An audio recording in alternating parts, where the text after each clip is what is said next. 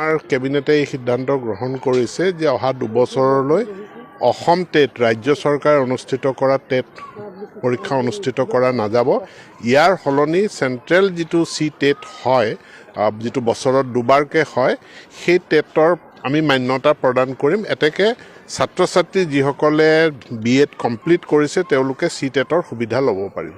আমাৰ বিদ্যালয়সমূহৰ যিসমূহ সমস্যা আছে, বিশেষকৈ LP ME যিবিলাক স্কুল আছে, সেই স্কুলবিলাকৰ সমস্যাসমূহ আমি সমগ্ৰ শিক্ষাৰ অধীনত আমি পৰ্যায়ক্ৰমে সমাধান কৰি গৈ আছোঁ।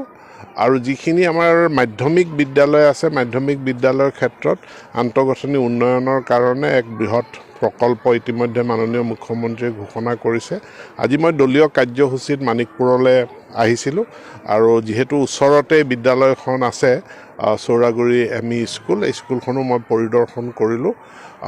স্কুলসমূহৰ আন্তঃগাঁথনি বা শিক্ষক নিযুক্তিৰ ক্ষেত্ৰত আমি ব্যৱস্থা গ্ৰহণ কৰিছোঁ। আপোনালোক সকলোৱে জানে ইতিমধ্যে নতুন বিজ্ঞাপন ছেকেণ্ডেৰীৰ বিজ্ঞাপন প্ৰকাশ পাইছে। 2 এদিনতে প্ৰাথমিক আৰু উচ্চ প্ৰাথমিক নিম্ন প্ৰাথমিকৰো বিজ্ঞাপন প্ৰকাশ